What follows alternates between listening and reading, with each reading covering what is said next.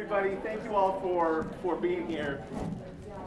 Our speaker today is Amy Rees Anderson. I want to acknowledge her husband, Roland, who drove down as well today. Thanks for being here. I want to make a prediction at the beginning of this talk that you will not forget the next hour. And I say that because Amy spoke here 3 years ago, and people are still talking about what she said. I spoke to Dean Pearson a couple weeks ago, and she referenced something that Amy said, that Amy had said when she visited here 3 years ago. And so I'm going to make that prediction. You will not forget what you're about to hear. Amy Rees Anderson, our speaker today, founded a massively successful company in the business of medical records. Company she sold, and that facilitated the founding of Rees Capital, where she is currently a managing partner.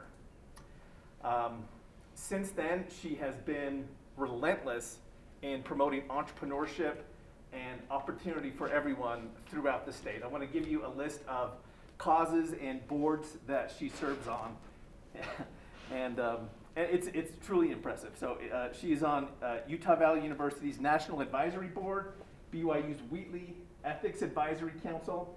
She's on BYU's Entrepreneurship Founders Board, University of Utah School of Business National Advisory Board, University of Utah Center for Medical Innovation Advisory Board. She serves on Utah State University's Entrepreneurship Founders Board, Stella Oaks Advisory Board. That's a charity that serves single mothers. She's on the Hale Center Theater Board of Trustees, and she is on Governor Herbert's advisory team, where she serves as a special advisor to the governor. She is a prolific blogger and author. This book, What Awesome Looks Like, I think she's brought a couple copies. We have a couple copies also available in the Entrepreneurship Center, which you can read for credit in this class. She's won many, many awards, and if I go down that list, she will not have enough time remaining. I will just acknowledge the most prestigious award, which is the Ernst & Young Entrepreneur of the Year. We are very lucky to have with us today Amy Rees Anderson.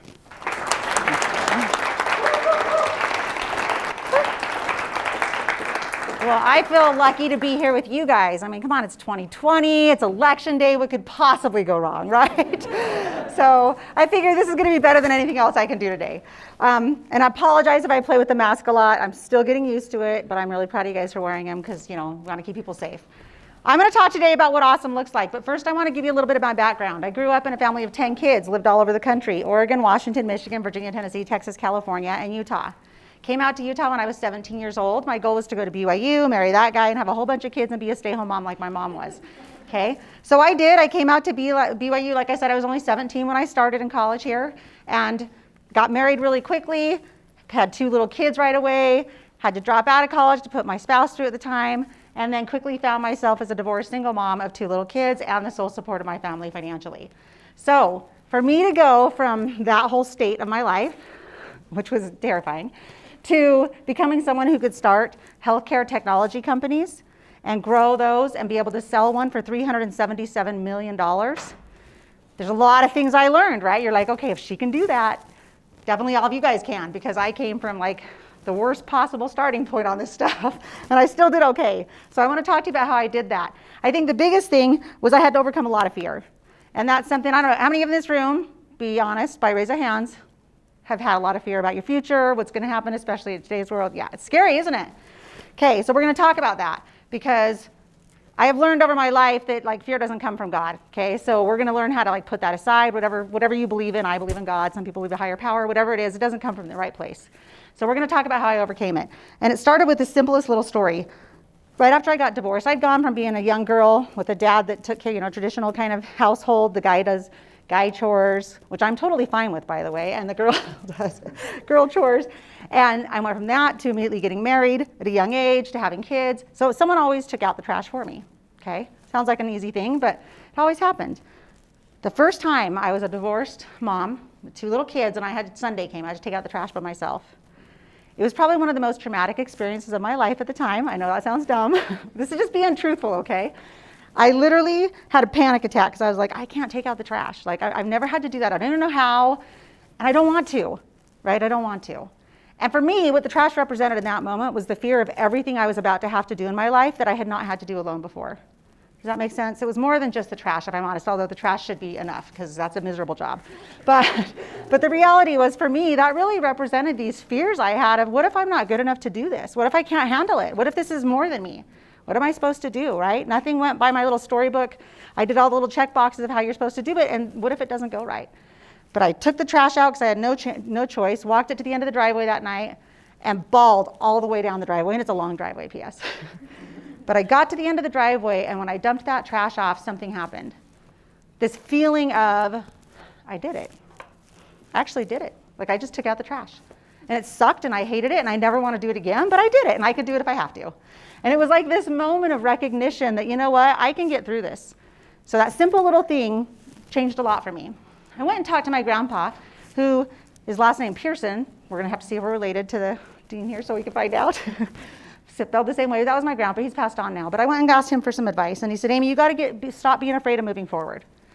The best advice he gave me was to get up, do something, do anything, just make a start. And I was like, what if I don't have it all figured out? What if I don't know exactly? It doesn't matter. Just start. Just start. And the rest will start as you come. Because you could have, how many of you thought you'd be sitting here today with one of these on? A year ago, in your perfectly laid plans for coming out here to SUU, how many of you guys thought this would be going on? Or that you'd be quarantined in your homes? Right? None of us did. So you could have had a perfectly laid plan, and guess what? It is going to change. And that is life. So you can't wait to get started. You get started, and when life happens, you pivot, and you'll figure it out, just like I did. Okay? I want you guys to ask yourself the question this day, what would you do if you weren't afraid? Like, if you could answer that for yourself, what would you do career-wise if you weren't afraid? For me, I wanted to be an entrepreneur. So I sat down and I wrote a goal poster. And I'd never made one before. I was a young girl when I did it, and I was like, I'm going to be an entrepreneur. And if I'm going to be an entrepreneur, I'm going to do it right. I want to be on the cover of magazines. I want to be like winning Entrepreneur of the Year award from Ernst & Young because that's the most prestigious. I'm going to be Wonder Woman because I'm too scared to be Amy. Wonder Woman's way better, so I'll just be her, right? And I wanted to meet Bill Gates because Microsoft was new. So I made this poster, and I put it on the wall, and I didn't think much about it after that. But I was, desperate times call for desperate measures. Who knew if it worked or not? I just tried it out, okay? Now, if I was going to be an entrepreneur, I had to have an idea for a business. But I was afraid, what if all my ideas are dumb? How many of you guys had ideas and you think they're dumb ideas? You're a little bit nervous, right? Okay, so let's talk about a few. The Slanket, dumb idea. Kind of sounded like one, right? Guy's mom made it for video games, cut holes in it so that he didn't get cold with his sleeping bag playing video games because his arms would get cold in college, turned into the Slanket. Another one, pillow pets. How many of you guys have pillow pets? You're so embarrassed to admit it. I totally know you guys all have them. You're totally not even being honest right now. But pillow pets, right? They're selling hundreds of millions of dollars. Sounds like a dumb idea. There's a lot of things that sound like a dumb idea but actually make for a good business. If you're wondering how do I find opportunities as an entrepreneur, let me tell you. The biggest thing you can do is to pay attention. Pay attention to discontent. Pay attention to things that bug you. Wearing a mask is kind of hard to breathe. The business opportunity, find a mask that isn't so hard to breathe in. See what I'm saying? Things that you have to do every day. Well, I was working in healthcare. I'd worked in healthcare offices all throughout high school and starting out in college. And so I was like, the thing I hate about healthcare offices is having to get out of my desk, take a chart, a paper-based chart, pull it from the records, make a photocopy of someone's insurance card, go file it back into the chart, and then put it away. It was a really boring job. I have ADD. I get bored fast. So I was like, this is a dumb thing. We should be able to have a better way, right? And technology was changing. Things were going from this old system that didn't have images stored. This is back before any of you were born. So sad. It was in DOS, and so all you had is this screen, right? You couldn't have an image. But then Windows came out. It was like this new thing. It was brand new, and you had scanners that came out. Now you could scan something, and that meant I didn't have to get out of my chair and go and make a photocopy anymore. And I had to pull a chart, and that was a boring job. So why didn't someone develop software that allowed scanned images? Well, one of the things you're going to find is a lot of companies do things based on what the tech was that was available when they started. Right? A lot of the healthcare companies had started software that was, they were using the old DOS and Unix platform. That's what was there when they started out. But then Windows comes out, and look at the whole world of things that opened up for me. And then later, that same company went on when the internet started to have a software that was deployed. Originally, the internet was really just an encyclopedia. To be honest with you, you could just look up encyclopedia online. But then suddenly someone started to say, why couldn't we actually deploy software systems over the web? And so for me, it was like, hey, that had saved me money from going and installing software at doctor's offices all over the country. Right? So as technologies come out, it gives you guys opportunities to create new things out of old processes using the newest tech. The size of the market matters. You want to pick a big market that's so big that you only have to sell a few people in it to really make some money. That becomes a viable business. Healthcare is a really good market. Healthcare technology, even bigger market, right? Okay, and then focus on the impact that it has on people's lives. Does it make their life better? Keep in mind that the second mouse gets the cheese. You do not have to come up with some totally original idea. You just gotta, either you can look at, say that there's a product or a service and there's 5 companies doing it. Look at all 5 and say, here's the coolest things about those 5 and the worst things. So if I was to take the best and the worst and make a new company with that in mind, now I have a brand new business. Do you see what I'm saying? It doesn't have to be a whole new idea. At 23, I started my first company. I did it by raising money from family, $23,000. It might as well have been $1 billion because I had no money. I remember buying my first copier, it was $5,000, and I was like, I've never paid something so expensive in my life, right? It was terrifying. But I started it out of a 10 by 10 room in my house, and that's how I got going with my first business. Now people ask me, well, you didn't finish college, you dropped out. How did you figure things out? You didn't know technology, you worked in healthcare, but you didn't know software or hardware. Let me just, this is like one of the best tricks I can give you guys, okay? This is how I have done it my whole life. I go find people who are super, super educated and smart in their field. And I say, could you dumb that down for me? Is there anything intimidating about asking someone to dumb it down? What am I saying? I'm not saying that they're not intelligent. I'm asking them to take their intelligence and dumb it down for me, right? So now that person who's super educated has to boil down everything they spent years learning into a couple minutes for my ADD brain to handle, right? Now who's the genius there, okay?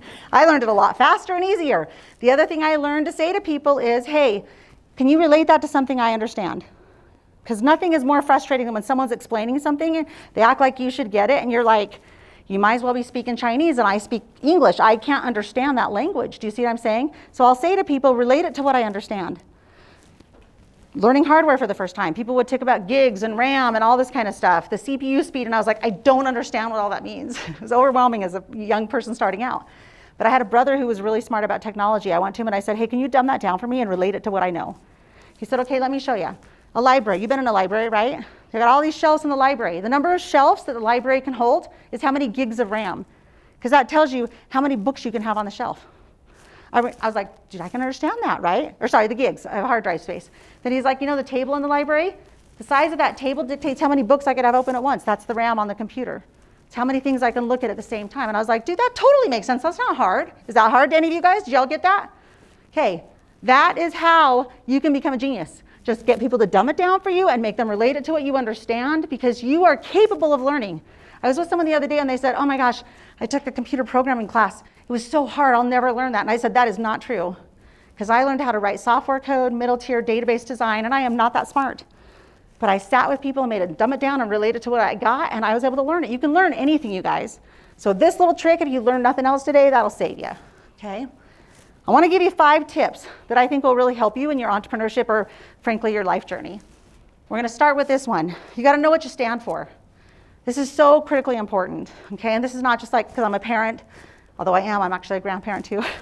But this is really important. You have to know what you stand for. If you're gonna succeed, you have to know what success means. So I sat down and made a list of all the values that I was gonna stand for in my business. Integrity was number 1, always. I think that's the most important and most valuable asset you have in your arsenal right now is your integrity level. So never, ever, ever let that slip, because that will be worth not just something when it comes to your spiritual well-being, but when it comes to your financial well-being, it will become one of the most valuable assets you have. Okay, respecting others, positive attitude, dependable, open to feedback, goes the extra mile. Those are things that really mattered to me. I had to know what I stood for. So starting out with my business, we wrote a big sign on the wall that said, do what's right.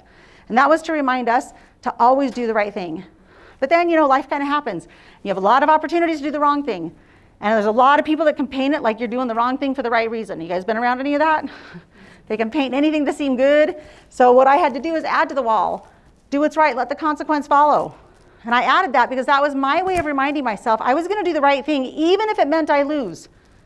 Because a lot of times you are going to lose when you do the right thing. Someone else lies on a sales pitch, you don't lie, they might win the pitch. You can mess with your brain and be like, oh, I have to lie, I can't let them win lying. That's wrong. Do you see what I'm saying? You can convince yourself of anything. Don't. Know up front, I'm gonna do the right thing, whatever the consequences are, and stick with that, because success is gonna come and go, but your integrity is forever.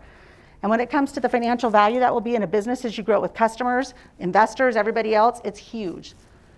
The next thing is raising capital. So how many of you guys have actually started businesses? By raise of hands. Okay, how many of you guys have thought about how do I raise capital? Or been worried about raising money for your business? No one yet. Okay, so we're going to talk. I'm catching at the right time then. Here's what happens when you go to raise capital. So I went from selling my company to become an angel investor. And what that means is I take my own money and I now invest it in other companies to help other entrepreneurs get going. So back in the day, I had a pair of Payless shoes. You know, $10 shoes, they were fine. And then someday I got my first Christian Louboutin red bottom shoes. And everything changed. Because my I want those nice shoes became I need those nice shoes, which led to I need more and more of those nice shoes, and it got out of control. Okay, so here's how this relates to your business life. Okay, in business, if I was to give you $1 million for your company, you will spend $1 million. If I was to give you $1,000, you're only going to spend $1,000, and you're going to figure it out with that $1,000. Because when we have the money available to us, our wants become needs suddenly. And we stop getting creative. We stop trying to look for ways to do things that don't cost that much, and we lose the discipline. So I bootstrapped my first company, which meant I'd sell a product, then I could go hire people, and I'd sell another one, and I'd go hire people. And it forced me to get creative and do things really cheap. And you would be amazed how much you can do really cheap, okay? The next thing I had to learn is how to communicate in a way that matters. When you go to communicate with somebody, before you talk to them, if you call and leave a voicemail for someone and say, hey, can you call me back? Does that stress anyone else to get that voicemail? Anyone in a dating relationship and your significant other says, can we talk? And it sends you to a scary place, right? Yeah, because you don't know when it's going to be over, how painful that conversation is going to be, and what do they want from you? So if you can go into conversations telling these 3 things up front, is it going to be painful? How long is it going to take? And when we're done talking, what do you want? I see Daxton in the back of the room. Daxton's a newlywed, right, Daxton? New father, too. Daxton, when your wife says, hey, you need to come shopping with me Saturday, how's that feel? A little dark. But if she says, hey, Dax, I need you to come with me shopping. We're going to go to Costco, pick up 2 items, and when we're done, you can go fishing. He's totally there. Do you see the difference in it? That's what happens. If someone calls and leaves a voice message to me and says, Amy, can you give me a call back? I'm like, I can't call him back because I don't even know what it's about. But if someone calls and says, hey, Amy, I have one quick question for you. If you give me a call back, that's all I need from you today. Done. I'll call him right back. So remember that when you go to communicate people about your business, okay? The next, and in your dating life, it helps too, especially we women. Okay, the next part, remember, we talked about your integrity being real important. When you go to raise money from people or build your business, you do not have to know it all. And it is okay to admit you don't know it all. We talked about integrity being the most important. I would rather have someone come in and make a pitch to me for their business and be honest about what they don't know than pretend they do know. How many of you guys have a friend who knows everything? Do you ever want to give that person advice on anything? No, because they already know it all, right? They don't need you. But have you ever had someone come to you and say, hey, I'm thinking about this, but I could really use some help. Do you want to help them? Yes. Investors feel the same way. Customers even feel the same way. Okay, people want to help you. So don't go and feel like you have to know it all. Know what you do know, be honest about what you don't, and be willing to say to someone, you know what, that actually is something I hadn't thought about yet, but I would love to hear what you think. Can you give me some advice on that? Or I'll go back and research it and get back to you, but any advice you can give, people want to help someone who doesn't know it all. And keep in mind your credibility is a game by chaos, so you have to get organized. Okay, when we started the company out, we would scan every little contract we signed into a system, and we would put it in an Excel spreadsheet, and then we would track every one of those, and that grew as the company grew. Right? So when we went to go sell our company, and they sent us this whole list of diligence items they wanted us to submit to them so they could actually go in and decide how much to pay for us. Most companies take months to put those data, they call it a data room, to get all that documentation together. We were able to do it in 24 hours because we had always been organized. So what do you think that did for our credibility when it came to an exit? It got us a way higher price for the company, okay? The other thing to remember is what you're doing is good, people are gonna pay for it. If you have a product that people want, they'll pay for it. So you can't just rely on your friends saying that's cool. You want to actually make sure, are they willing to pay money for what you're selling? And if they are, that is the key to raising money. Go get customers, go get sales, prove it to yourself that that's what you need, and nothing will get you a better valuation than that. The next thing is, remember, you can do a lot with a little. At MetaConnect is this company, that was the last company that I grew and sold. It was a healthcare data retrieval. We did medical record retrieval and analytics and all kinds of analysis on medical charts. And we did so much with so little, okay? When it came to branding, you can brand and have fun with branding, and that is not expensive. We had to promote healthcare, security, technology, so we came up with cool spy themes, right? We just rebranded the departments. Instead of finance, or the Treasury Enforcement Agency, because it just sounds cooler, right? And we did these cute little things to make it seem like being security-wise was cool instead of being lame. And we did things with logos. And again, none of this was stuff we spent a lot of money on. We put stars on the wall. If you killed it on the job, you got your star on the wall.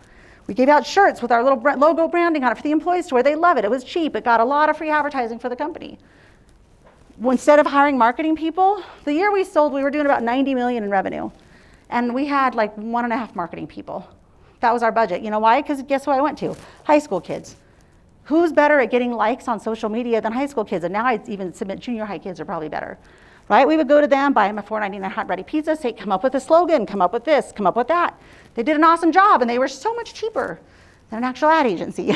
So use resources that are there and just think about the logic, the simple duh, and go after that, right? I also learned that even products, as you go to develop products, they don't have to be complicated. We had done one product where it was to help some of these nurses around the country look at medical records, and they needed to make notations on them for submissions to Medicare. And so these nurses would get on there, and we decided they were doing it all on paper with sticky notes and all kinds of stuff. And we were like, no, this is killing so many trees. And it's super inefficient. So we said, we'll put in a portal, a web-based portal. You can go in, and we had 1 million icons and all these cool features, and none of them would use it. Would have saved them so much time and money, but no one would. So I went and met with some of the customers, and I said, what is wrong? Why aren't you using this product? It's awesome. And they're like, well, because there's a lot of buttons, and it's kind of intimidating, and we don't really know what they all do. So if you could change it to give us 3 things, sticky note, highlight, and circle, that's what we want it to do. And I was like, oh, that's not going to go over well with engineers. You know, it's spent all this fancy time. But the thing is, no one was paying for the product.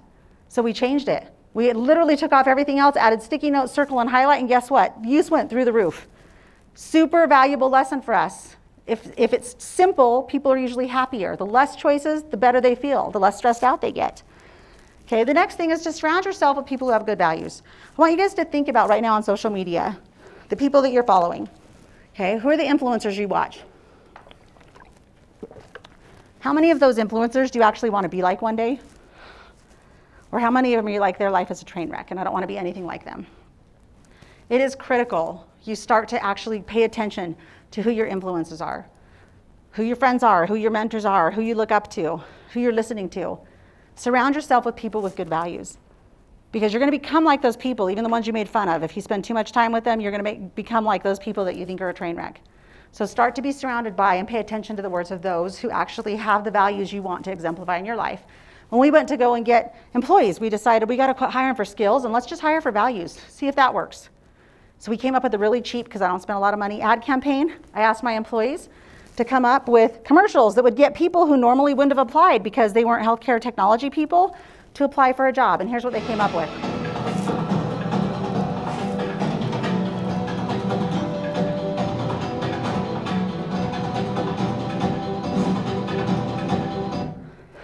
So you're watching this and you're thinking, I can do that, right?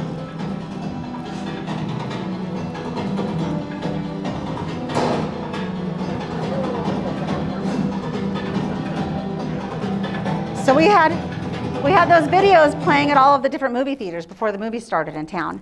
And our goal was to get people who would have thought, I'm not a healthcare person, I'm not a tech person, but whatever that person did, I'm pretty sure I'm better than that. So they would apply, because we really wanted just the people with good values. The other thing we would do is we gave all our employees these little handout calling cards, and every one of them said, we're hiring. When you call to apply, tell them so-and-so said you're awesome. And we told our employees, when you are out and about in normal life and you see someone go the extra mile or do something kind for somebody else, give them a we're hiring card. You never know who's watching your integrity. Someone shortchanges someone else, make sure you don't give them. But if someone else goes the extra mile, say, hey, I didn't give you the right 10-cent tip, here it is. Or if you go to Jimmy John's and they're really fast with their customer service, give them a card. Because we want to hire the people that don't know we're watching to see how they act in their normal life with their values. So remember that, you just don't know who's watching you. The next thing is communication. It is so critical as you guys are starting out here. I was young, really young when I started, and I was super naive. So when I first started, I thought I have to go into everything acting like I know everything, because then no one will take me serious. So I was the young, cocky, like, oh, I know everything, even though I full on did not, right? And that didn't work for me. Had a lot of like early on failures because of it, because I was just trying to, and finally I got to the point that I was so beaten down, I was like, I do not have it all. Like, I seriously have no idea what I'm doing here. Just trying my best to feed my kids, right? And all of a sudden, people rallied around me and wanted to help me succeed. The more I got real about my life, my strengths, my weaknesses, the more I was unafraid to say to people, I could use your help, or can you give me some advice or input, or help me, I'm scared. The more I did that just in my normal life and in my life with my company. So I started blogging to my employees every day, 5 days a week. And I wrote this blog, and it would be like hey, I totally screwed up today. Here's a mistake I made. And I'm sorry, guys. Here's what I learned from it. Or it could be like, I have to make a big decision, and I know it's my job to make those. So I'll make it, but I really am nervous about it. So if you could pray to whatever higher power you pray to for me, I could probably use that today. Because I want to do the right thing for you guys. No one was ever offended, right? Like, the more real I got and the more vulnerable I got about my life, the more people wanted to help me to succeed. That was probably one of the most powerful, humbling lessons of my career. And the more I did that, and they got engaged in helping me succeed, the more they wanted to, instead of just having t-shirts, they wanted to have all kinds of MetaConnect paraphernalia they could wear around town, and they wanted to pay for it out of their pocket. Because they felt like they were actually part of something meaningful, and they were contributing to it. And it wasn't that Amy didn't need them, Amy did need them.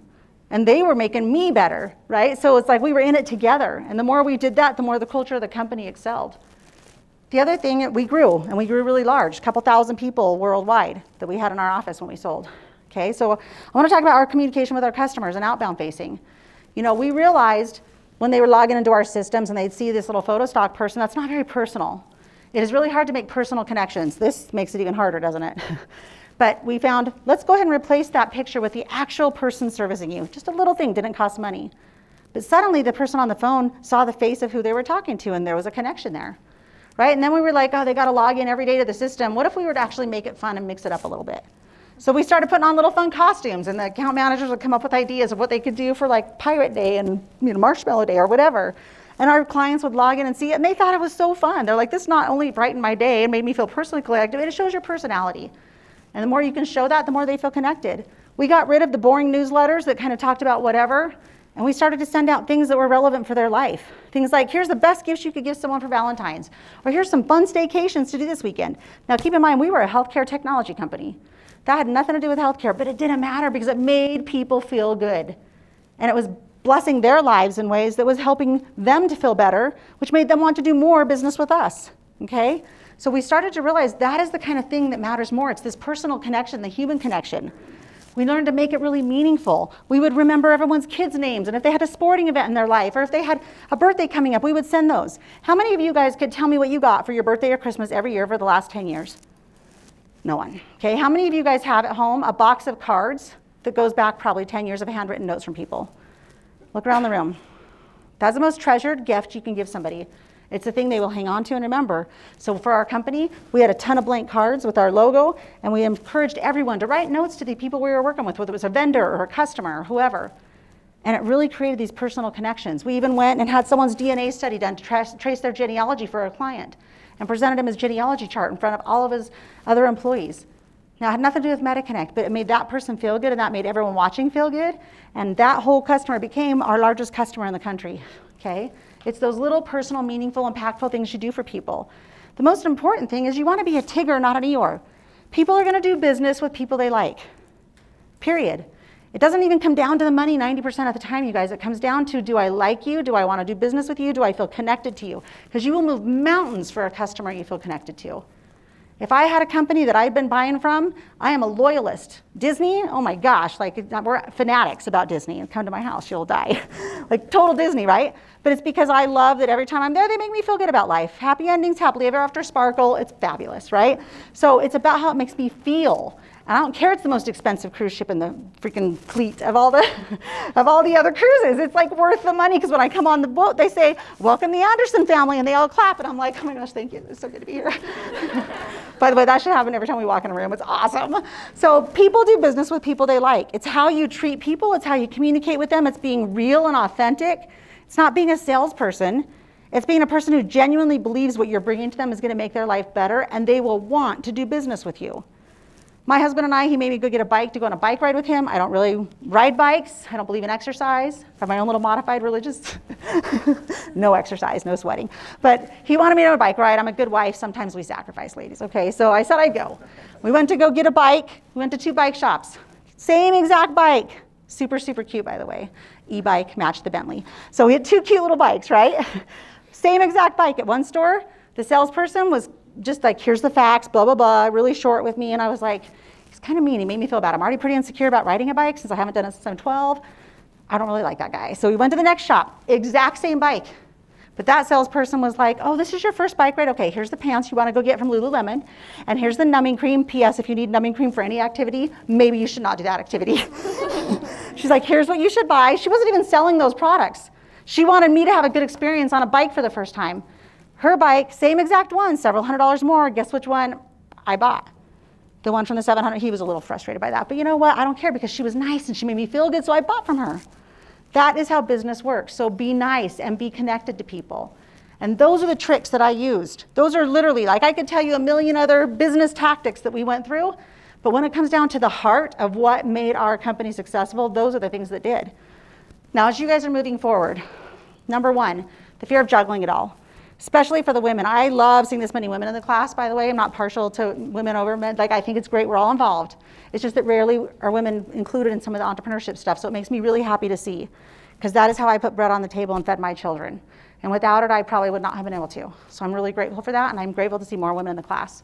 But juggling it all is a terrifying thing, even more so for moms. I was a single mom. That was even harder, right? And any single moms in the room, bless you. I will tell you, you'll figure it out. So quit being freaked out about it. You're going to figure it out. And you're going to figure out there's a lot of stuff that you worry about that does not matter. In my life, anything that doesn't keep me out of heaven doesn't matter. I can buy my bread, still go to heaven. Doesn't matter, right? Don't have to make it.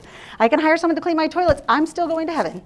So in my life, I've learned to separate out what matters and what does not matter. And there's a lot of self-imposed what matters. I might not have hand-knitted doilies if I'm going to teach some class in my church lesson on a Sunday. But you know what? I got good content and good life experience to share. And I'll bring candy, so it makes up for it. You know what I'm saying?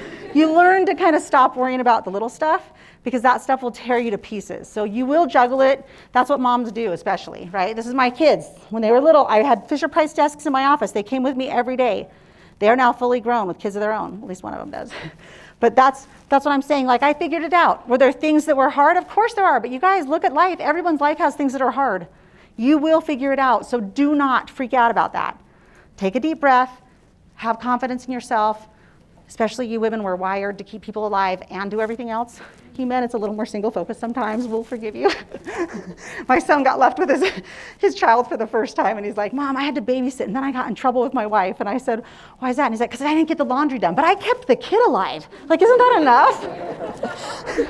I was like, oh, bless your heart. Okay, you'll figure it out. Don't freak out about that. You're gonna make mistakes, you guys. P.S., like, note to self, you will make mistakes. And I am okay with that as long as you don't make them on your integrity.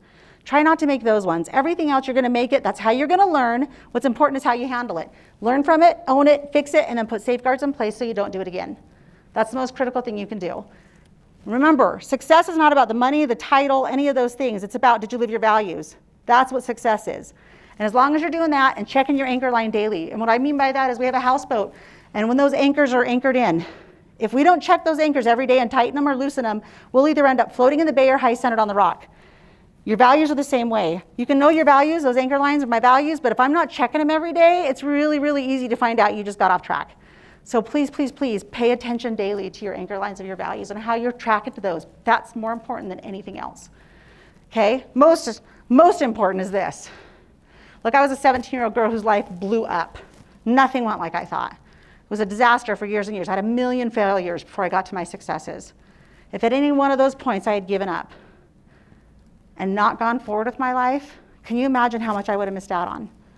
Can you imagine? Can you imagine how many lives I could not have helped? I couldn't be here with you guys today. I see the rash of suicide happening in our country, especially in your generation. It kills me because I know what it feels like to be in that moment where that's where you think that's the option, right? Like, I know what it feels like to be so low that you're like, there's just no value in my life. I promise you, you're wrong. You're wrong. Because everything will be okay in the end. And if it's not okay, it's not the end. So don't give up. And you are going to look back at your life and be so much smarter and better because of the crappy times you went through than the positive times.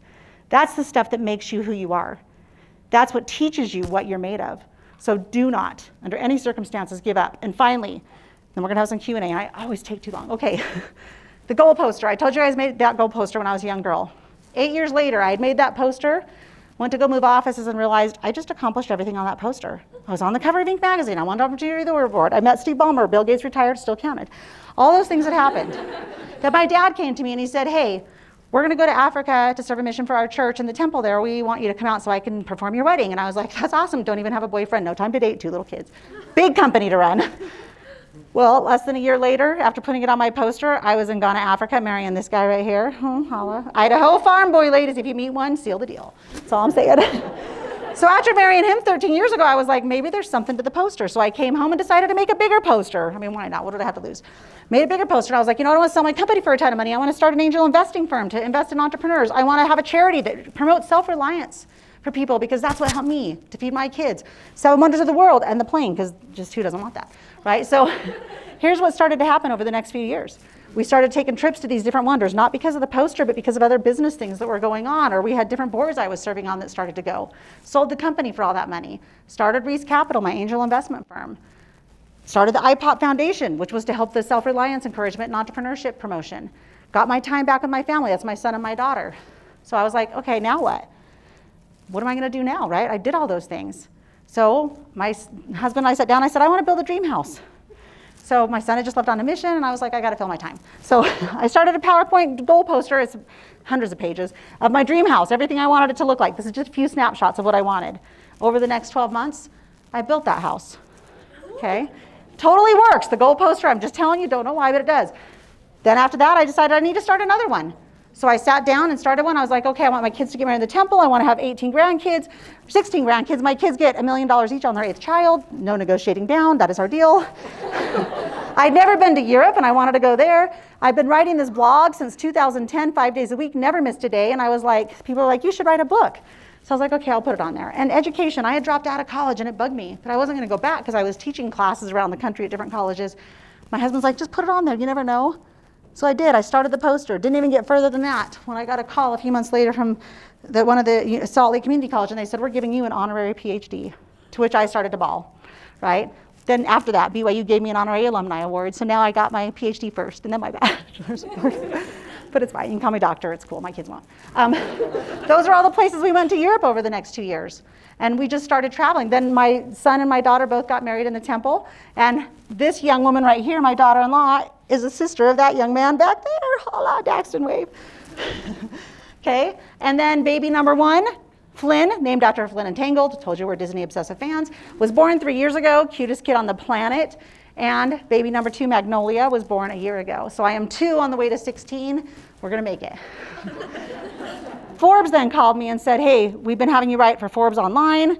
We just bought a publishing company. We'd like you to publish a book. And I was like, man, that poster thing, it really works. So what awesome looks like, the reason it's called that, it's right here. You'll notice awesome is in a mirror. It's because you guys are what awesome looks like. Whoever's reading it is. And it's just, my son calls it my ADD guide to success. It's like little tips on how to succeed. Okay?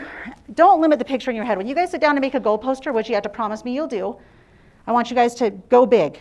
Okay, make a poster. Because remember, what God sees is this. I was that 17-year-old girl, but this is what he saw, right? And I'm so grateful that I went for that. So make a poster. I want you to all send it to me. You can follow my blog online there. Still posting. It's now, I hit the 10-year mark, 5 days a week, never missed a day in 10 years. That was a big goal for me. So it's just all my little tidbits of how to succeed. And if I can do anything to help any of you, I am happy to do that. We have a few minutes for questions, 10 minutes for questions. And the first one to ask gets a free book. Yes, right there.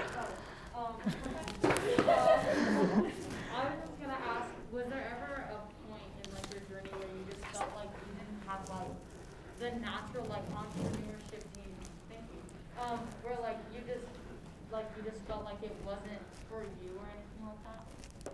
I think it was always for my kids, if I'm honest. Like I was doing what I was doing to put food on the table, not to become some big, huge entrepreneur, right? It really was. Like I would have been fine as long as I just wanted security for them. So I think that for me, there was a million of those moments like, I can't believe this is my life or that I'm doing this. I remember one day pulling into the parking lot at my company and the whole thing was full of thousands of cars and you're just like, oh my gosh, if I screw up, like all of these families are impacted. And it was like this yikes moment, you know? But I realized you are one person out of a whole bunch that are gonna make your success. And you have to learn to rely on God and you gotta learn to rely on yourself and others to get there and kind of like take a deep breath, because it is scary. It is. And you know what? Sometimes it doesn't work. Did you ever have anyone who like doubted you or got in the way of what you wanted to do How did you deal with it? I bounced so many checks at BYU my freshman year, they had to fly my dad out to meet with the bank president because they couldn't put me in jail because I didn't know that when you wrote checks that there was actually supposed to be money in the account. No one taught me that. Super true story, Zion's Bank. And so yes, I would say that my own parents some days are like, man, she did okay, she turned out okay. It's like they, I think deep down they never doubted me, but they doubted I could accomplish what I did because it's like I wasn't showing the signs of someone who was smart enough to do those things. And at times I would walk in a room, and especially as a woman, sometimes you'll come in a room and the men just immediately discount, and it's not a lot of times because they're trying to be a jerk. A lot of times it's just uncomfortable for them. I mean, so there's occasionally a jerk, but most of them are actually really good guys that are feeling just a little uneasy about the situation. And I learned that it was just important. As soon as I would start to share what I did know in a respectful way, people would immediately drop any stereotypes they had of my capacity or capability. Yes? Did you end up with your jet? He won't let me buy one until I'm traveling at least 40 hours a week, so we charter one. But yes, we charter it. So much nicer. Yes? Do you still feel fear, or does that feeling numb away?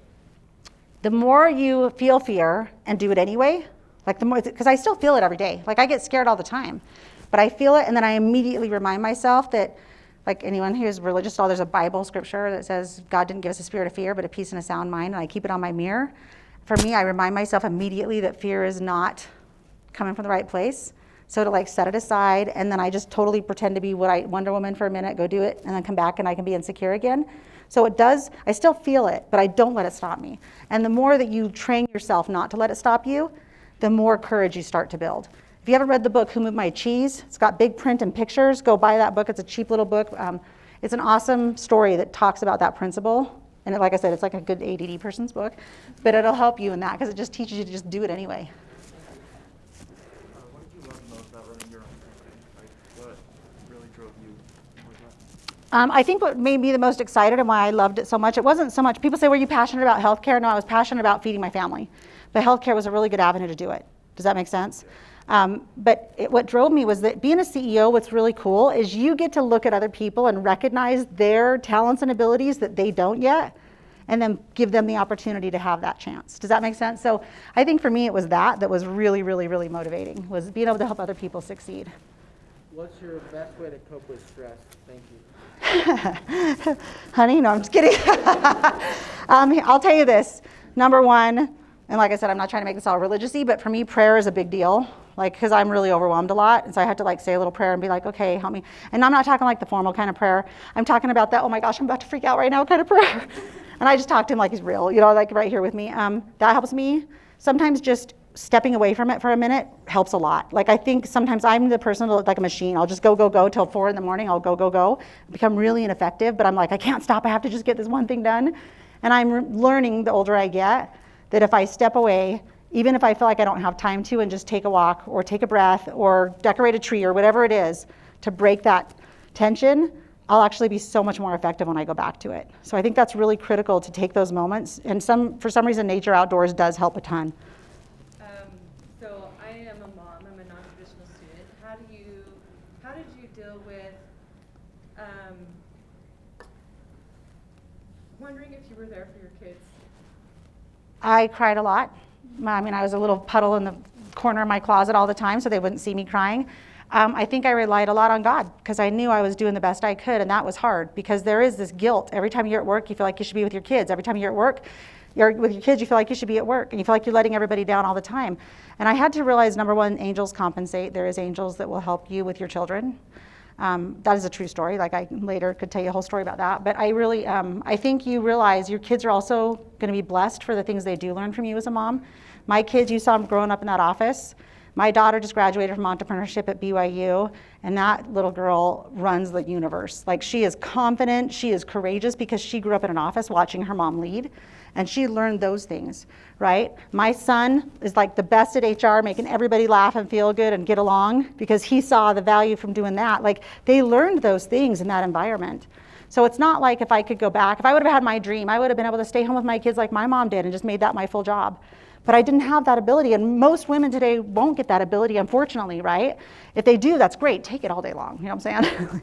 Like you'll never get that time back, and you'll never regret that. Like they're the most important thing I've done. No award comes close to what I've accomplished with my kids. They are my joy. And to be honest with you, okay, I'm going to be totally truthful. Grandkids are actually the best joy because they're like even better than kids. I love it. It's so cool being a grandma. I say grandma because I think I'm too cool to be a grandma. But seriously, like you start to realize that the one thing I never regret is the lessons I taught my kids, the values I instilled in them. That is the most proud that I am of anything in my life. Everything else is secondary to that. But when you don't have a choice and you have to be in the work environment, you set your rules for yourself though, and don't apologize for them. Women tend to apologize. Sorry, I have to go get my kid. And we say it like it's a bad thing when we should be saying, I need to go pick up my kid, but it'll be okay. I'll stay up tonight and get that other stuff done. It'll be here tomorrow. And people are like, okay, right? We need to not apologize for being good moms. Or dads. Did you have any failed startups before you met? Well, yeah, I failed personally in some of the startups. I had one startup that it actually went on to sell for more than this one sold for. That I went sideways with an investor early on because I wasn't communicating like I should have been. I wasn't being vulnerable about things. I was trying to fix everything before I told him. And we got into a dispute with each other and I left. And it's one of those things where I learned some really hard lessons about humility and being open and telling people when you need help and not trying to act like you have to fix it first. And so I've had several situations like that where I learned the hard way. Most everything I share with you didn't come because I figured it out right. I did it wrong, then figured it out, and then made those mistakes, acknowledged them, and then just said, these are the safeguards, I won't do that again, and this is how I got to where I'm at. Does that make sense? How do you go about raising capital when you were talking about starting your company, you were able to talk to your family. My family doesn't have a lot of money, and I'm not in a position to get like a small business loan. Are there any other avenues for raising capital? The best avenue, number one, is sales. Sell, sell, sell. And there was times in my company when I would actually mock up software screens in a PowerPoint that didn't even work yet, take it to a customer and say, if I can make this software do this, will you buy it? Then I'd get them under contract with the start date, if I could deliver it, and then you could take that to either an investor or a bank, and you can actually get loans against that. So sales is always, always the best tool you've got, period. Who else? We have time for maybe one more question. Ooh, it's the hard last question. Make it a good one. No pressure. No one? Yeah. What's been the most fun you've ever had? The most fun I think ever is now being able to, like you saw, like the houseboat, right? Being able to, it's not about the houseboat, it's about being able to invite our friends to come down to the boat and family where maybe they wouldn't get those opportunities because they don't have that financial means, being able to share those things with them and help make experiences for them. You know, we have this beautiful home, but it really isn't, he and I are empty nesters, it's just the two of us there. But he comes from a family of 11 kids, I come from a family of 10, and not everyone in our family can afford to go on trips together, but they can all come to our house and stay for free because we have this beautiful big home with all the fun movie theaters. And it's really about, everything we do with our money is really about either helping through teaching a person to fish, not giving a fish, but teaching people to fish, or being able to create experiences for family and friends to let them enjoy things they couldn't otherwise enjoy, and that is what gives us joy. And the grandkids, frankly, they're the best. Seriously, I'm not even cannot play that up enough. It's for real. You guys, thank you for letting me be here with you today.